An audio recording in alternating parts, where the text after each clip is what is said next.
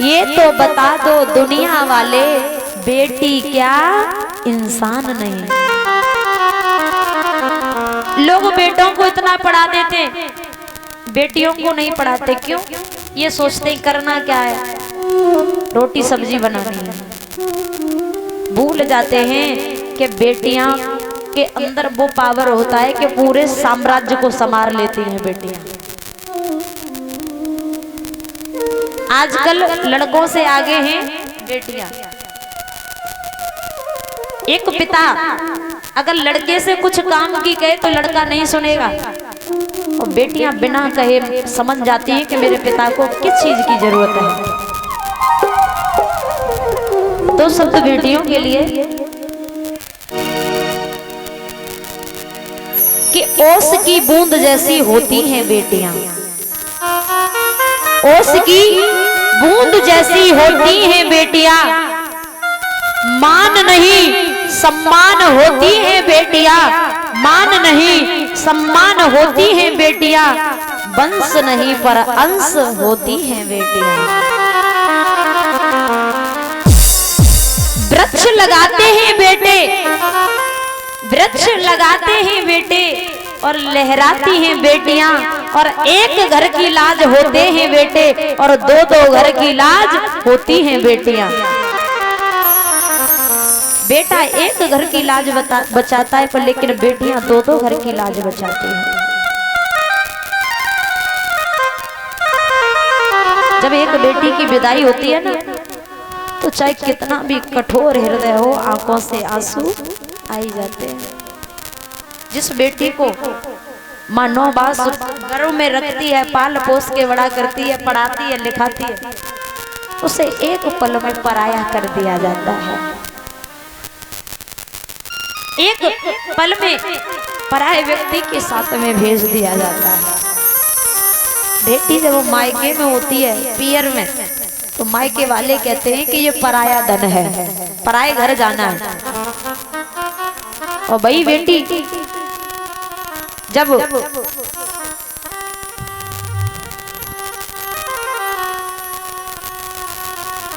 ससुराल में पहुंच जाती है, तो ससुराल वाले कहते हैं कि ये पराये घर से आई है। तो बेटी किसकी है? किसी की नहीं है। लोग बेटी पैदा होने से पहले दुखी हो जाते हैं। याद रखना, इस संसार में सबसे बड़ा धनवान वही व्यक्ति है जिसके घर में बेटी का जन्म होता है। बेटी एक लक्ष्मी का रूप है। जिस घर में बेटी का जन्म नहीं हुआ, उस व्यक्ति से गरीब वो कोई नहीं है, जिस घर में बेटी नहीं हुई। महाराज जब राजा हिमांचल अपनी बेटी को विदा करने लगे तो रोने लगे।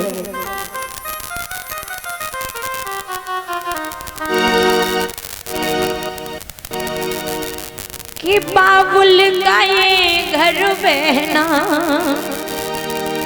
कि बाबुल का ये घर बहना, कुछ दिन का ठिकाना है।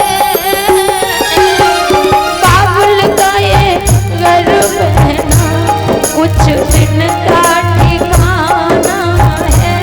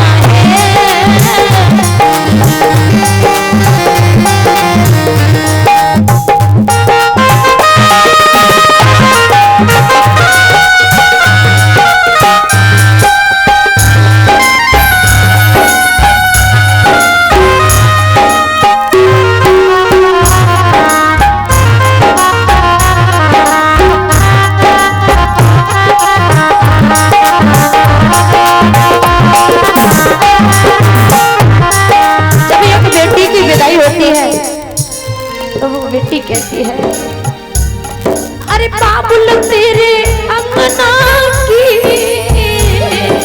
मैं तो एक चिड़िया